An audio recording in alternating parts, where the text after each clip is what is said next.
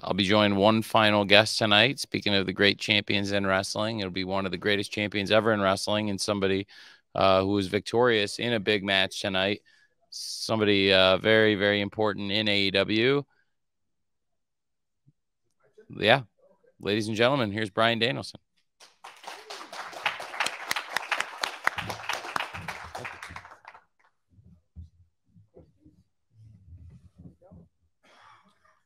Bryan, how you doing? I'm doing great.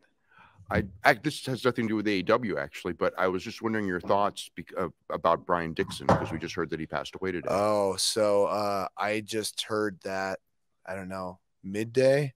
Makes me really sad. So for those of you who don't know who Brian Dixon is, he's a promoter in the UK.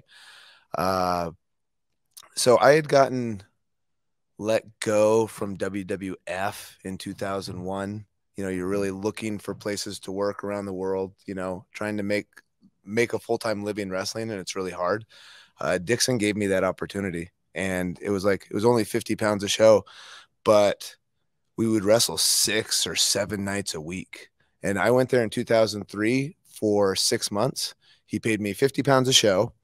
And if he would have given me a little bit more money, I would have never left. I ended up going back again in 2005 and 2008. And I can't thank that man enough. I'm very grateful for him, and I'm sad to hear he passed away.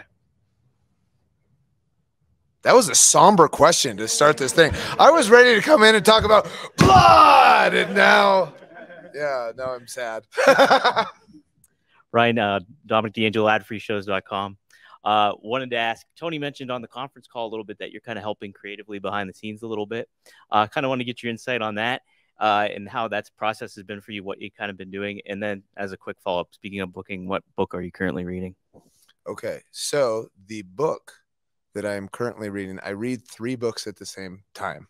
So I typically read something that's nonfiction, educational.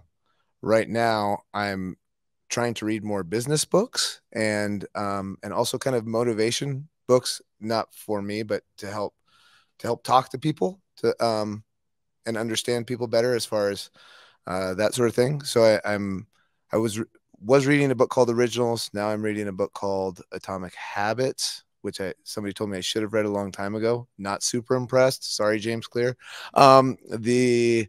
I usually read a poetry book, and I usually read a fiction book. So right now I'm reading The 3-Body Problem for fiction, which is I think won a Hugo Award maybe. And so it's really good. It's a lot of physics stuff.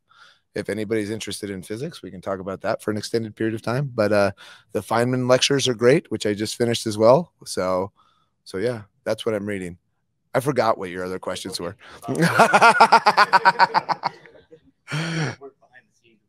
Yeah. So I love working with Tony, and I love working in AEW, and it's a lot of fun because sometimes before I even got here, Tony and I would talk on the phone sometimes for like an hour and a half to 2 hours, and we'd just be talking about things and wrestling and that sort of thing. And I think we have very similar, we have a lot of similar ideas on wrestling. And sometimes he says things to me, and I'm like, oh my gosh, that's a great idea. And we riff off each other really well, which I mean, and it doesn't even, when we do it too, it doesn't really feel like work. It's it's like when you love wrestling, it's yeah, stuff like that is fun. That's like the highest praise for me wanting to get in this business my whole life. I mean, that's like the highest praise in the wrestling business right now, that you can get that from Bryan Danielson. So it means a lot, and I really appreciate you. Thank you. Righteous Reg Grapsody podcast. I'm sorry for being a mark, everybody. Bryan Danielson, you're the greatest professional wrestler of our generation, and we are privileged to be able to watch you do your thing anytime. You had a very busy schedule to start the year, but it's kind of been not as busy recently. How does it feel to kind of get back in there with this crazy plunder of a match? And would you want to beat up any of those guys again, specifically Kenny Omega, in another match one-on-one?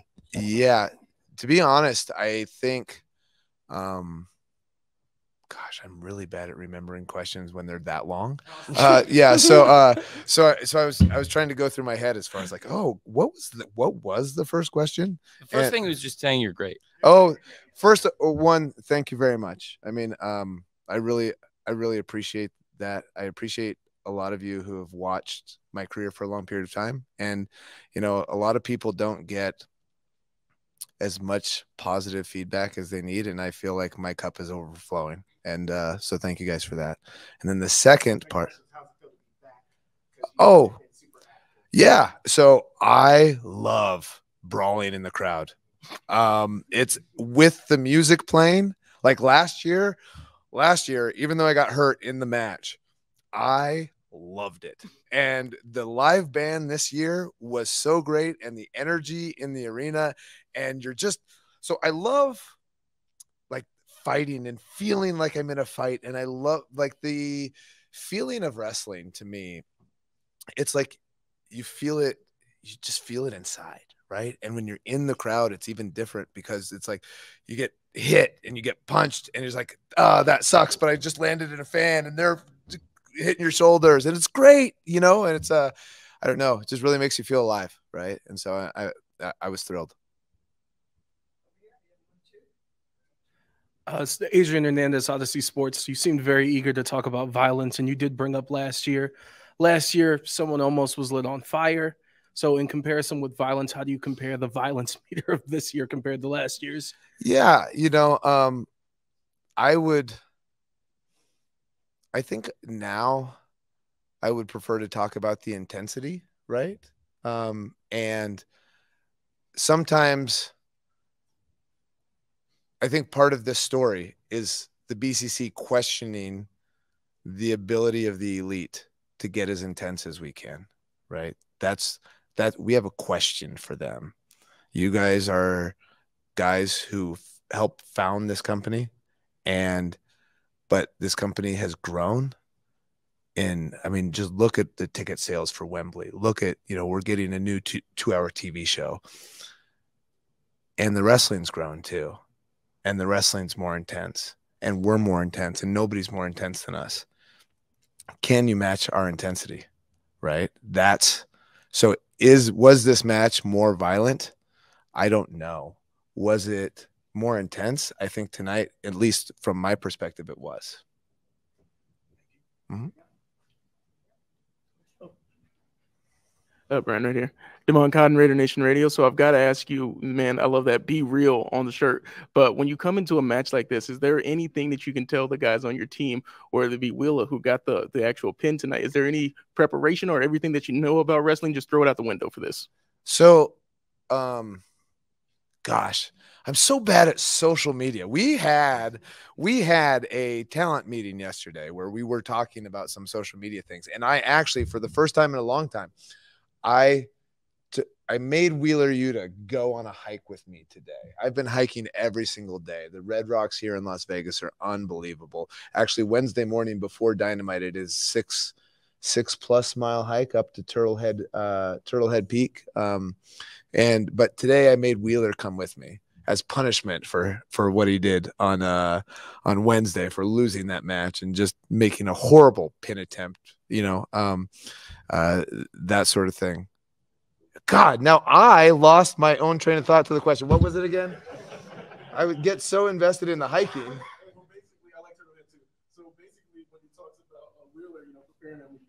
Oh, yeah. I was preparing Wheeler for this, and I actually legitimately made him do push-ups and bridges on the Red Rock. And then I took pictures of it, and then I was going to put it on social media and tell everybody, this is what happens when you mess up and you train with the BCC. You think the elite guys are doing this? When they mess up, no, they go, oh, sorry, brother. It's okay. Everybody makes mistakes. No, everybody does make mistakes. But when you make mistakes, you got to bridge on the Red Rocks. That's what you got to do. So, yeah, that was my advice to Wheeler. And then also, Wheeler's been doing a great job. I just want to say that. I'm very thankful for AEW, the willingness to put people like Wheeler Yuta in this position. So if you think of like where Wheeler Yuta was a little over a year ago, and now he just beat Kenny Omega in the main event of a pay-per-view. And I'm really proud of him for that. I'm really proud of this company for that. You know, you won't see that anywhere else.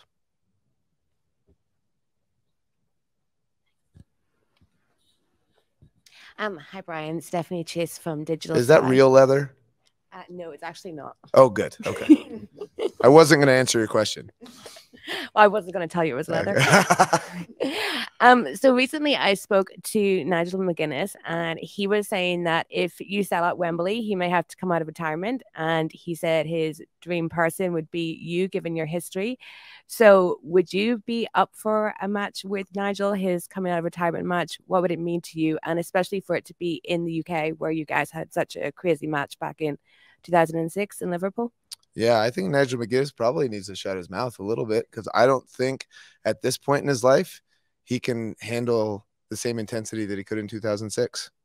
I mean, when you watch him on commentary, I think the world of him. I think the world of him as a wrestler, and I think the world of him as a commentator. But he no longer has the physical ability to match up with me. He did at one point, but here I am. I'm 42 years old. And it doesn't matter. I train so hard to stay like this. He stopped training. And do you think you can catch back up in 3 months? No, you can't. I look at his neck and I think that I'd break it. And I'm only 185 pounds. What's your resting heart rate? My resting heart rate at nighttime is 42. I probably right this second, it might be low 50s, and that would be high. I also, at 42, scored the highest on the pistol squat score on our recent medical. So yeah. Denise Salcedo, Instinct Culture. Brian, I want to ask you, the last time that we got to talk to you in one of these was when you came into AEW, when you made your debut. So with that being said, how would you describe or define this era of your career in AEW? Oh gosh, it's really hard. I don't know. I'm really proud of the work that we're doing here, and proud of the work that I've been able to do. I never thought I'd do another hour-long match again in my life. And I've done 2 of them, and I'm very proud of both of them. And yeah, and I'm proud of the work that we do here. I'm proud of the wrestling that we do here. I'm proud of a lot of the talent, especially the younger talent. Like, when you feel like you start getting old, you see these people who, when I first got here, they came up to me and said, I watched you when I was a kid. And I was like, oh no. And, but then to see them grow in just the little over a year and a half that I've been here, it's so rewarding. And so, yeah, I've loved the experience. And I also, I've never been at a place where the company has so much heart for the wrestlers, and that is so meaningful and makes me feel so grateful for this place. Not only to have, like, it's great to have a second option, a competitor to the company that kind of had a monopoly on TV wrestling for the last however long, but to do it with such grace, and to do it to be so successful so quick. I mean, look at how many tickets have we sold at Wembley at this point? Like, it's unbelievable. And it's just, I don't know, it just makes me feel proud just to even be here. So yeah, that's it. Brian Andreas Hill of Sporting News. Opportunity. It's something that you spent your whole career. Sometimes you didn't get opportunities, but now you get the chance to not only give opportunities, but watch people get those opportunities. Can you talk about a few talent on this roster that you feel like is on the verge of getting an opportunity, and who you like to work with to elevate them a bit? So the hard thing is naming people because then you're leaving people out, right? I can tell you, like, for example, when I see Roosh, I feel like, oh my, like talking about intensity. I'm like, when I wrestled him, I was like, oh my God, but that was fun. And like his intensity bleeds across the screen, right? I think the interesting thing, you know, MJF likes to talk about the 4 pillars. He didn't talk about Wheeler Yuta, and he just won the main event of a pay-per-view. I think he needs to rethink who he thinks the 4 pillars are, you know? So there's a lot of talented people on this roster, and to single out, you know, 1 or 2 it's just hard. Can I ask you about Takeshita? He was involved in the main event today, and is he a part of Blackpool Combat Club, just like Wheeler? And I had no idea he was going to do that tonight.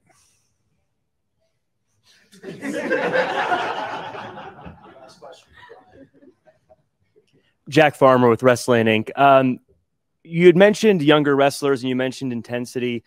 For all the younger wrestlers out there, whether it be in AEW or across the world, what's something that you look for beyond just intensity to stand out amongst their peers and amongst everyone in AEW?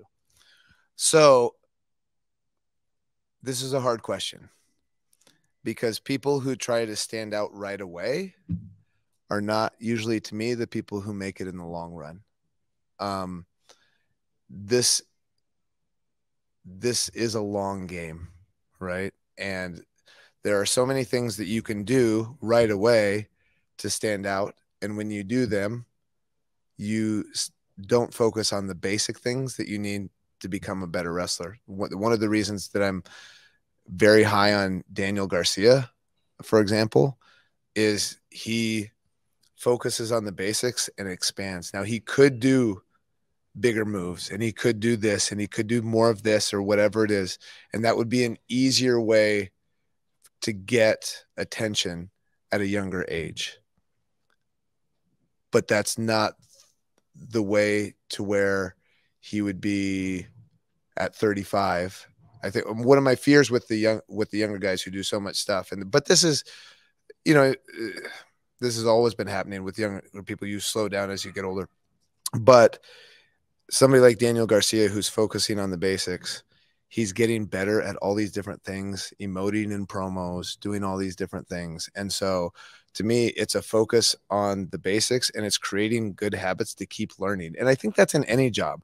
Whatever we're doing right now, whatever job you do, it's going to be changing in the next 10 years. So you need to have a good grasp of what the fundamentals are of your job or the thing that you love, and then expand on that and be able to pivot when the industry that you're in changes as well. And so I think that's the key. It's not so much like, hey, you need to do this. You need to be willing. One, wrestling is hard work. You need to train hard and know that it's going to be hard, and don't expect it to come super easy. And for some people, it will come easier than others, but I think that's them telling me I should shut up. But that would be my advice to younger wrestlers, is like, focus on the long game, focus on creating good habits as far as learning wrestling, and then work as hard as you can. And also, there's a lot of luck to being like in the position that I'm in right now. You mentioned Nigel McGuinness, and what I said may have sounded like an insult. You switch a couple things around, Nigel McGuinness would be right here as a however many time world champion instead of me, right? So there are some things that are hard work, and some things are just are partially luck too. So thank you, Bryan. Thank you, Bryan. Yep. Thanks, man. And before I leave, I just want to say thank you to all you guys who come and cover AEW and do such a great job with it. I mean, we really appreciate your support, and even some of the feedback that's not so positive. But but I appreciate all of you guys being here in the room and having this interest. So thank you very much. Thanks, man. Yep.